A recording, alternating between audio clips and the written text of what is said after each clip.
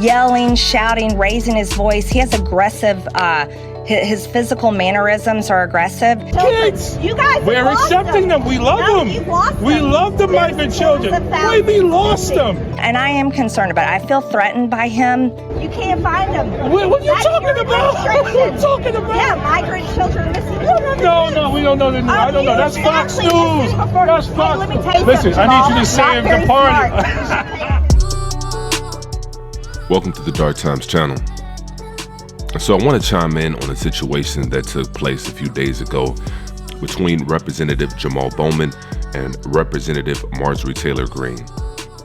And so for those of you who don't know, Representative Jamal Bowman is a Democratic representative out of New York, and Marjorie Taylor Greene is somebody that represents the far right, or at least as far right as you can get, and still have a job working in Washington, D.C.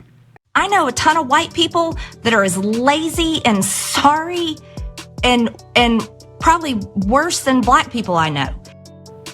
And so the interaction that took place between Representative Jamal Bowman and Marjorie Taylor Greene was just an interaction between two politicians on two different sides of the aisle that happened to be captured on film and happened to be captured with dozens and dozens of reporters around.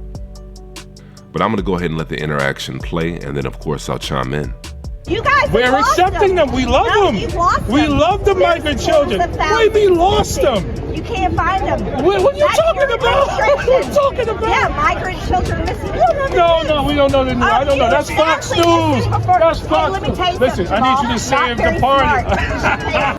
And so as you can see by that whole interaction, there was nothing out of the ordinary. There was nothing threatening that was coming from Jamal Bowman. Was the fact that this black man had the audacity to challenge a white woman in public, in front of cameras, in a public setting. That was the only thing that was threatening. The reality is Marjorie Taylor Greene can characterize the situation however she wants, with no consequence. Reality is what you say it is. And a certain group of people in society understand that. Reality is what you say it is. Reality is what I make it to be.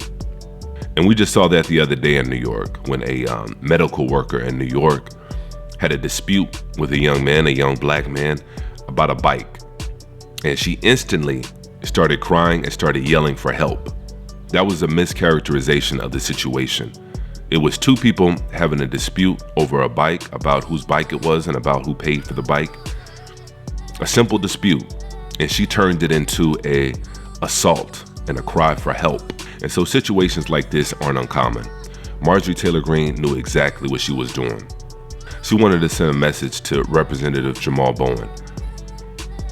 How dare you try to debate me in public? Especially if she felt like he was winning the debate, and especially if he made some good points. The audacity for Bowman to even talk to her the way he did, I'm sure it had her scathing at the teeth.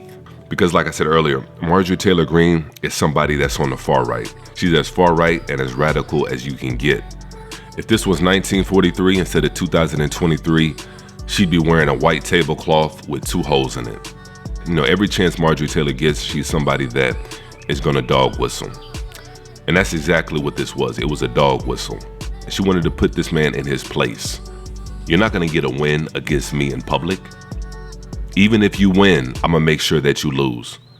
Even if you win, I'm gonna make sure that you have to go on television and explain your actions. A simple interaction, especially when it's a black man and it's a white woman, a simple interaction can be turned into whatever they want it to be. I had a similar situation happen to me not too long ago.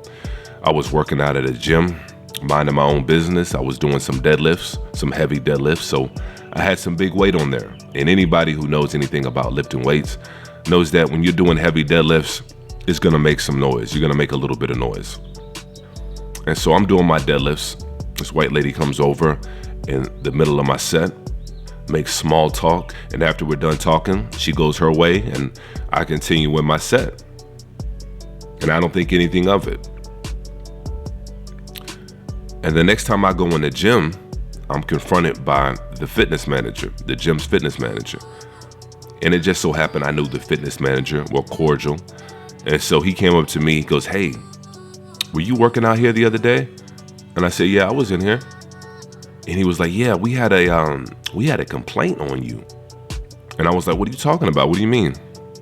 He said, yeah, we had a lady that said that you were doing deadlifts and you were slinging around weights and slamming weights around and stuff like that. And instantly, when he said that, I knew exactly who he was talking about. And I just looked at him and laughed because I already knew who the lady was. And I said, I know exactly who you're talking about. And I said, yeah. And so I didn't even have to explain myself because he already knew what time it was. And this is a white dude. He already knew what time it was with that. Now, could it have been the fact that I wasn't showing this white lady the level of interest that she wanted? I wasn't giving her any cooperation. You know, usually when I go to the gym, I'm not there to make small talk. I'm not trying to catch. I'm not trying to see what I can see. I'm about my business. I lift my weights and then I'm out. And so maybe it was the fact that I didn't show her the level of interest that she was showing me. I wasn't giving her any cooperation. You never know. But nevertheless, the mischaracterization of situations remain. At any given time, they can mischaracterize a situation with no consequence. Like in this situation, they had dozens and dozens of cameras and reporters around them, but still, Marjorie Taylor Greene felt comfortable enough to dog whistle and say, this big black man was waving his big black hands around, and I felt threatened. Raising his voice, he has aggressive, his physical mannerisms are aggressive, and I am concerned about it. I feel threatened by him. And like I said, Jamal Bowman is not going to face any consequences, but he still has to go to the proverbial principal's office and explain his actions. He has to go on camera. He has to go on a news outlet and explain his side of the story. And that's penalty enough for people like Marjorie Taylor Greene. That's a win that she'll take. But well, what do you want to say to that? Oh my goodness. I mean, it's so nonsensical that it's comical. You can see clearly in the video that we were like playfully jousting with each other. She was laughing, I was laughing. We were talking about each other's party. When you're dealing with somebody like Marjorie Taylor Greene, there's nothing playful about her, especially when you're a black man or a black woman. There's nothing playful about an interaction with somebody like Marjorie Taylor Greene. And so that's the mistake that Representative Jamal Bowman made. The fact that he thought he can have a playful interaction with somebody like that. You don't play with somebody like this. Somebody like Marjorie Taylor Greene is somebody that's not to be played with. Because somebody like Marjorie Taylor Greene can do exactly what she did. She can say, I felt threatened by a simple conversation. And this is exactly why, a lot of black men have a hard time in corporate America. A lot of masculine black men that may have a deep voice or a masculine stature. This is why a lot of them have an issue when it comes to working in corporate America. And this is why a lot of them simply don't get hired when it comes to corporate America. There's no place for black masculinity. And Marjorie Taylor Greene just so happens is somebody that's pro-masculinity. She's somebody that has spoken out about the whole idea of toxic masculinity. Somebody like Marjorie Taylor Greene is all for masculinity, except when it comes to the so-called black man. Just like in corporate America, they want you to be very docile, very emasculated, maybe walk around with a little twist in your hip, be very agreeable. And so she's a microcosm of society, and she's a microcosm of how corporate America works. And if you have the audacity to talk back and speak out, then they're gonna put you in your place.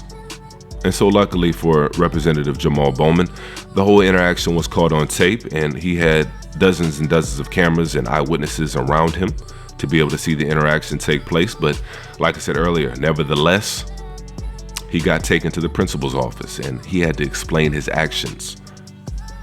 And so let me know what you guys think about this whole interaction. Definitely chime in on the comment section on this one, and I'll try to be in the comments as well. And if you haven't subscribed to the channel yet and you enjoy the content, make sure you go ahead and do that, and also make sure you hit the like button on your way out. And as usual, peace and chaos.